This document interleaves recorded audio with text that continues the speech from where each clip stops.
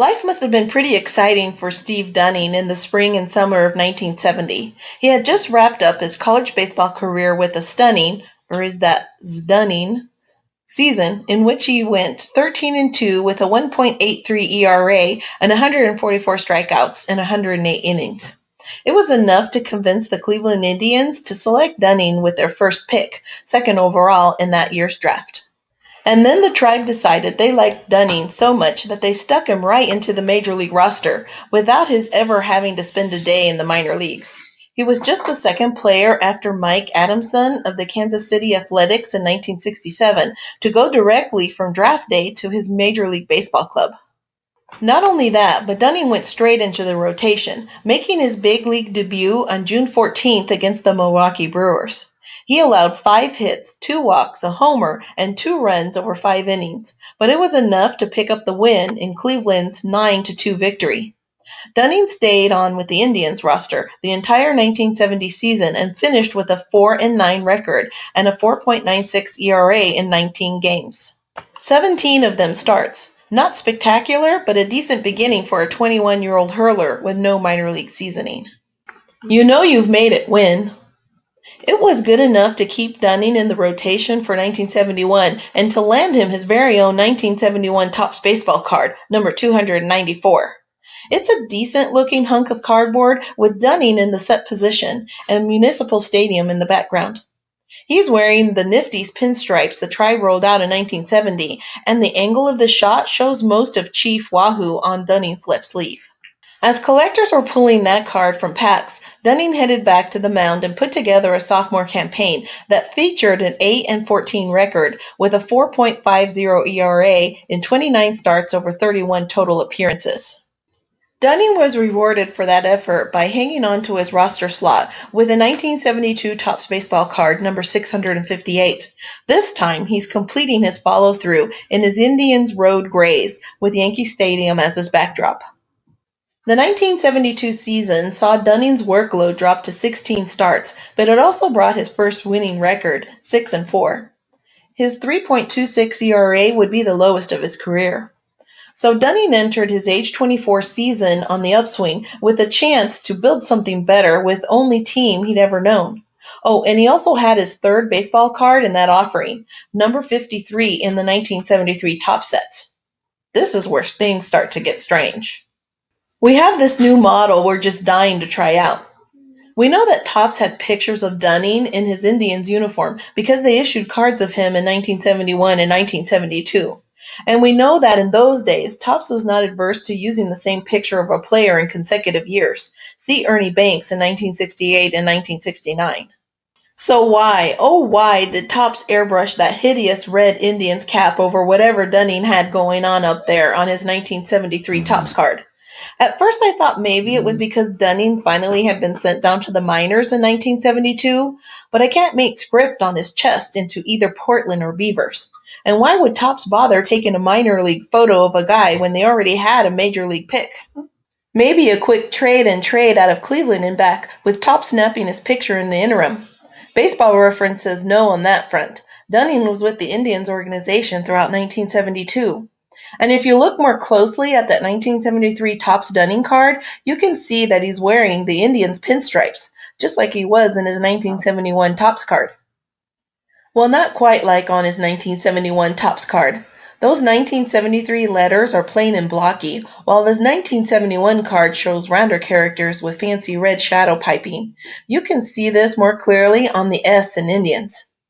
That difference might make you think Dunning is indeed wearing something other than an Indians uniform, but if you dig around a bit, you can find these togs in other places.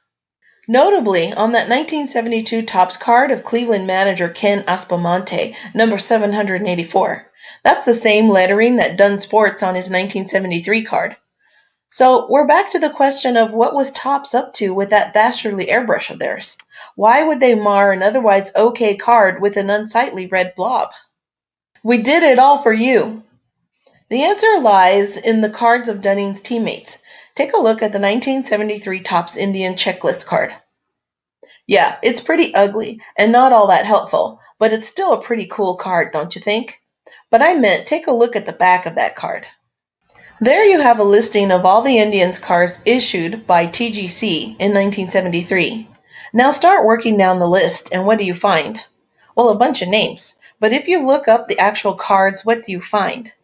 You can do this exercise for yourself if you want, but I've taken the liberty of checking out a few of the cards, like Ken Aspromonte, number 499. The tribe manager appears with his college of coaches, as you would expect.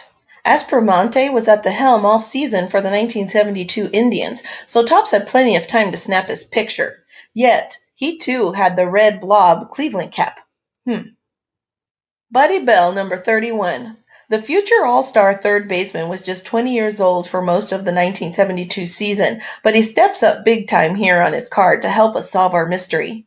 There stands Bell with the Yankee Stadium on-deck circle and third baseline in the background, donned in Cleveland road grays and a red cap. No airbrush in sight. Charlie Spikes, number 614, red hat and sleeveless airbrushed. Finally, and maybe most telling of all, we have this Spikes beauty. Sure, Spikes was actually a member of the New York Yankees organization through 1972, and you can see those famed Yankee pinstripes peeking through on his third of this rookie outfielder's card. It would have been easy for Topps to just blot out the New York logo or paint over it with the red football-shaped Cleveland C. Instead, they went full hovering, glowing, bloody red cap, and they dipped Spike's arms in ketchup. Oh well, at least we can enjoy the other two gents on this card, Dwight Evans and Al Bunbury. Might amount to something someday. And how often is there an Alonzo sighting? But what's really going on here? Taking these three cards into consideration, along with that stunning Dunning, it's easy to see that Topps was dead set on painting the Indians in red in 1973. But why? Well, a quick search for the history of Indians uniforms and caps leads you to a page on sportslogos.net, where you'll find what's labeled as Cap Logo 1972. Look familiar? Yeah, it's the same logo that Buddy Bell flashes on his 1973 Topps card, and the same one Topps tried to install on the foreheads of Dunning, Aspromonte, and Spikes. Do a quick Google image search for 1972 Cleveland Indians, and you'll find the same logo over and over and over. Gaylord Perry had it, Ray Fosse had it, so did John Lowenstein, Tom McCall, Greg Nettles, Eddie Leone. Do the same search for 1971 and 1973. In 1971, it was all black caps with a red C. In 1973, it was a cockeyed red C on a navy cap that you'll see here in Perry's 1974 Topps card. And all that leaves us with one conclusion. Topps didn't manage to secure actual 1972 photos of many Cleveland Indians, but they still wanted to give collectors the authentic look and feel of that season by the lake. So they did what Topps always did to fix a problem in the 1970s. They fired up the airbrush. Their intentions may have been noble, but man, the results were UGLY, and Steve Dunning took the brunt of that indignity. And Topps wasn't done flattering Dunning either. The long and painted road. A month into the 1973 season, Cleveland finally got tired of waiting for Dunning to develop and sent him to the Texas Rangers in exchange for Dick Bossman and Ted Ford. Dunning made 23 appearances, 12 starts, for the Rangers, but it wasn't enough to keep his streak of Topps cards alive.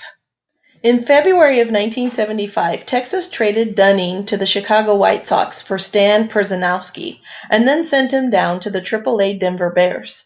That December, the Chi Sox shipped Dunning and Bill Milton to the California Angels in a trade that brought Morris Nettles and Jib Spencer to Arlington. Dunning made 4 ineffective appearances, 7.50 ERA, for the Angels in 1976 before they sold him to the Montreal Expos in May.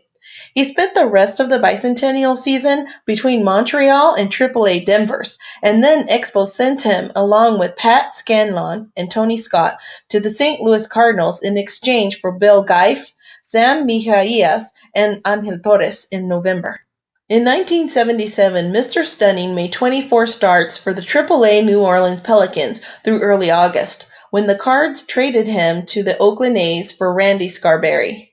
All through that long stretch from 1973 through 1977, Dunning went 0 for Topps, and it looked like he might never get another baseball card.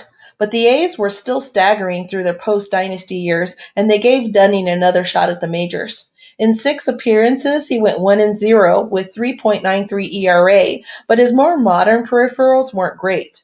1.473 WHIP, 2 K per 9, and 104 ERA+. Modest as that showing may seem now, it eventually was enough to convince Topps that Dunning was back, because they included him in their 1978 set, number 647. It's another masterpiece in which Dunning dons his best Jeff Daniels face, and also in which Topps slathers Dunning in A's green and gold. Now, I'll admit that the airbrush job is remarkably better than the one on Dunning's 1973 turd, but there is an odd, blurry shadow effect around Dunning himself. Almost like he's not really there, or like there are two people in one sleepy-eyed image attempting to separate from each other even as we look on. Heck, the photo and background are bad enough that there is a small chance there's no airbrushing going on at all. Whatever. At least Dunning got one last card. He spent 1978 in the San Diego Padres minor league system and then was done. At least, we were pretty sure Topps was trying to do us all a solid with his 1973 Topps card. But that doesn't change the fact that this former first-round burner recorded maybe the highest percentage of lousy baseball cards this side of Brian Clark. Like our video? Then like our video. WaxPackGods.com